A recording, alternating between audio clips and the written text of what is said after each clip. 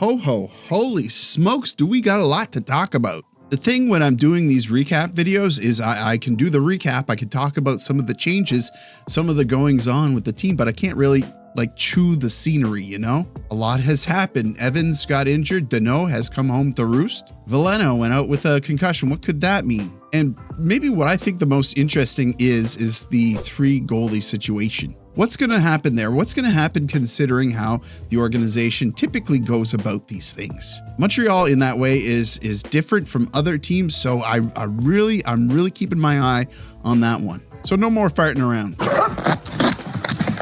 Let's talk about it.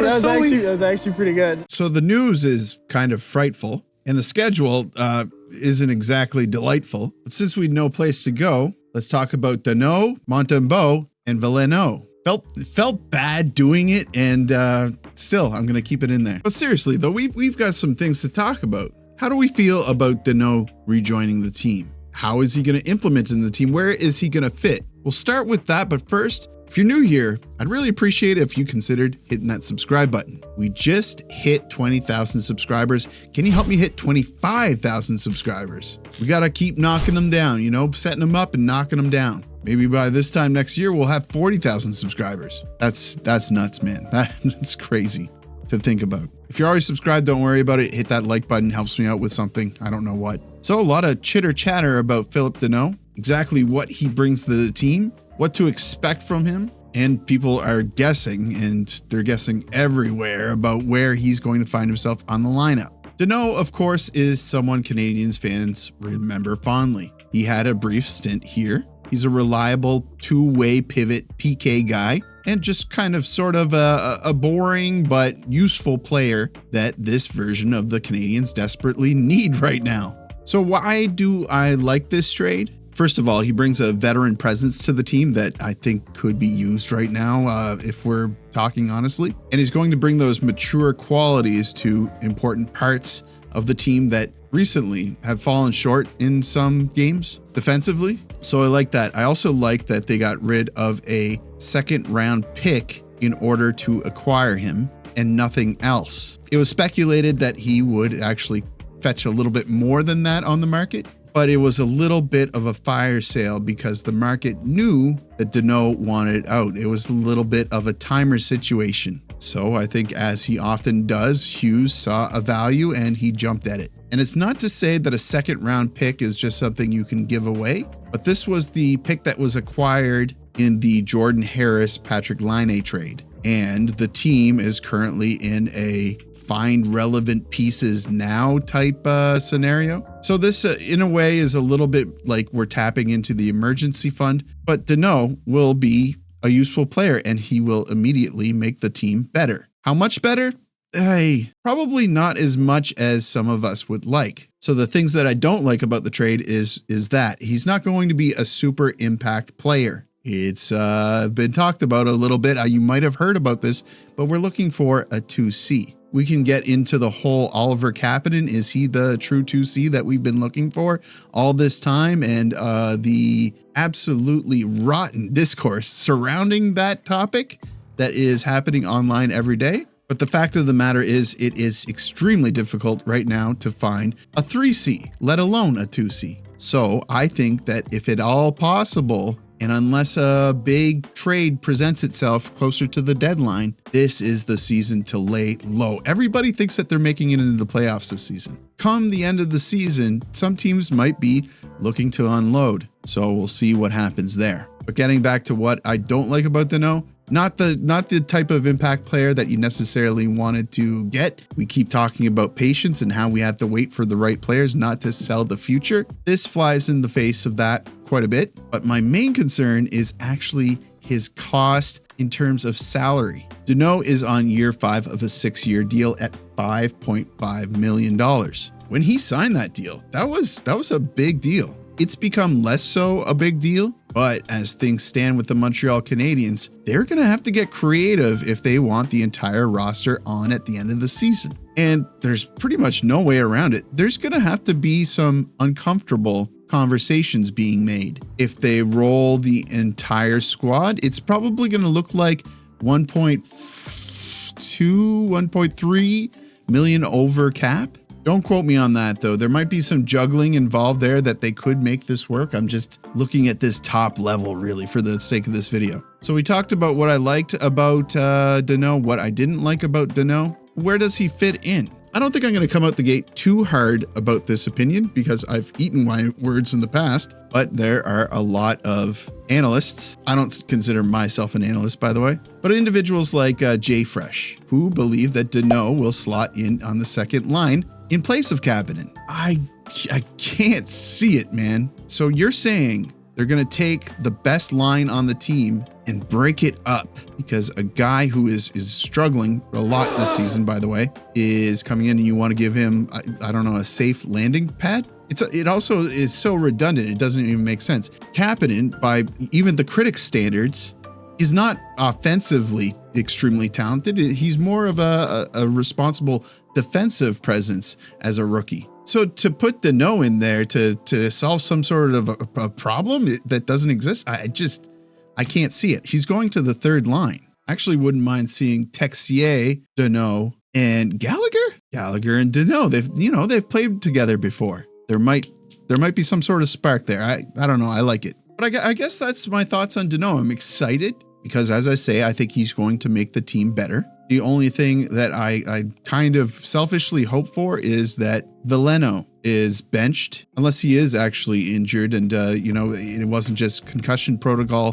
for that second Penguins game. Because I think that Owen Beck, deserves a little bit more time in the rare air. His face-off percentages are crazy. He just got his first goal, and I like what I see from him. I think that he can continue contributing to the team, and this is valuable time to him. Meanwhile, Joe Veleno had a good game, but I can't ignore, what he's contributed so far. I think he does a lot of important stuff, but can be easily replaceable. And I think that Beck is a reasonable replacement to Veleno. He just needs to be given some trust. That's not a hill that I'm willing to die on, though. I admit that Veleno does show signs of smart defensive play along with a high compete level. And it isn't that he makes mistakes all the time, but when he does make mistakes, I hate them. And I think that maybe it's just his decisions aren't good. Not necessarily mistakes, but he makes bad decisions that gets him into problems. Now, Jake Evans, our gritty center of penalty kill Swiss Army knife type player. So he took a bump on Saturday night, collided knee to knee with Justin Brazeau, and was immediately pulled from the game, didn't travel with the team, and now is considered day-to-day? Week-to-week? Day-to-day with lower body injury. Obviously not good, but great that they had the foresight to see that Danault could be a good ad currently. Came at a very good time, but obviously having Jake Evans out is not good. Will Danault be able to fill in for him? Yes, but it would have been way better to have Suzuki, Kapanen, Evans, and Danault down the middle. So I guess we just have to keep monitoring that and hope that Evans makes it back as soon as he can. So we talked about Danault. We kind of talked about Veleno. He'll probably be back next game, right? We talked about Jake Evans. I guess it's time to talk about Samuel Montembeault. First of all, I'll say this right away. Last season, when Samuel Montembeault came up big for the Montreal Canadiens, I think that he solidified himself as that number one goalie role for the team. And a lot of the players hitched their wagon to that. And seeing him fall from his place of power might have affected the team a little bit. He was a solid guy. He was a guy that, the players could rely on. And now the Canadiens sent Samuel Montembeault down to the Laval Rocket on a conditioning assignment, which is the team's way of saying that we still like you. We just think you need to rediscover your energy and confidence by facing AHL shooters, and specifically AHL shooters on a struggling Cleveland team. A conditioning loan can be up to 14 days. And while the team initially suggested he might rejoin Montreal sooner, reports now say that he might stay down until after the Christmas break. So the problem is, and this is where the plot thickens, Montembeault hasn't exactly lit it up down on the Rocket. Second game, really good. Good game. Better than good. I think he definitely posted over 900. but they lost 2-0. Team didn't really play well in front of them. Team didn't get any goals. That doesn't help. But then the game before that against the Cleveland Monsters, Montembeault let in his signature 4 goals. So that's getting some people to question, when's he coming back? What's the plan? And a lot of people are asking, does he have to come back? That's scary. That's scary, and that's reactionary thinking from a fan base that is very passionate. But it is extremely awkward. Awkward because of how his peers are performing. Jakub Fowler, the 21-year-old rookie goalie, has now played 4 games for the Canadiens. 2 wins and 1 was a shutout. He's posting a 2.49 goals against average and a .915 save percentage. The best stats on the team. Looking at Jakub Dobeš, he's played 20 games so far this season, has the most wins on the team with 12 wins, has now improved his stats to 2.9 goals against average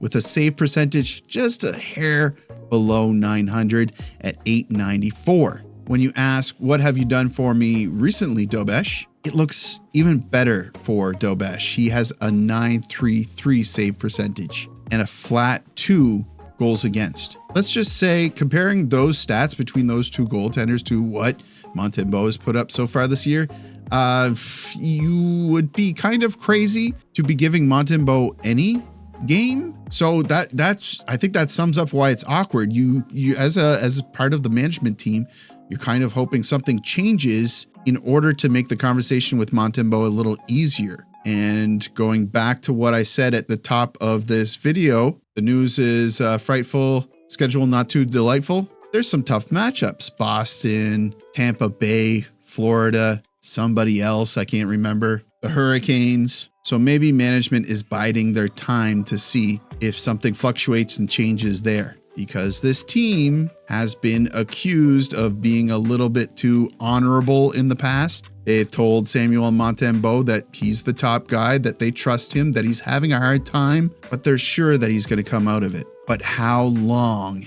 can you wait? So it's getting dire for Montembeault. And is it that big of a deal to put Fowler back down, even if he is doing well, if, say, Montembeault starts standing on his head down on Laval? No, it's not that big of a deal, but certainly there will be a contingent of the fans that hate it. And if Fowler continues to be maybe the best goaltender stats-wise, there's going to be a lot of people scratching their heads. I think that sums it up. I think I said that pretty good. I'm usually not very good with my words. You might have noticed. But those are my general thoughts and opinions on the matter. I want to know what you guys think. If you look at our comments, you have the very sober takes. Individuals, like I guess you could say kind of like me, that sit on the fence and kind of observe and hope that something so drastic happens that it makes the decision easy. But then you have the hyper reactionary individuals. And then you have the more laid back fans who just think, you know, we have to keep exhibiting patience. I think it's good to have that mixture. Anyway, I meant for this to be kind of a shorter video, and I'm looking at the time now. I've recorded for 34 minutes. That's a lot of me stuttering and messing up, so I'm sure the video is going to be a chunk shorter than that. But still, we're on that Christmas creep, and tomorrow I want to have an excellent day with my kids. I booked tomorrow and Christmas Eve off. Personally, I think we should not work the same week of Christmas, but it is what it is. So I want to make the best of it. I'm going to try to head to bed early tonight, but I hope you're all doing well. Another plug for the Discord channel. If you're new here, we've opened up the Discord and it's very active. We're having all sorts of fun conversations. Earlier today, I opened up a chat for hockey cards and sports cards collectibles. We're sharing memes. We're talking generally. We're talking about hockey specifically. So lots of fun so far. So you guys know what to do. Hit the like button, helps me out with something, probably. Subscribe if you're not already a subscriber. I'd love to have you. And as always, I will see you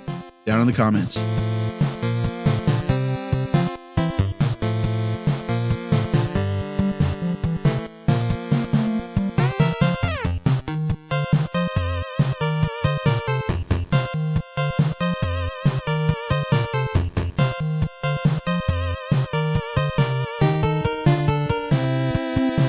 Bonsoir.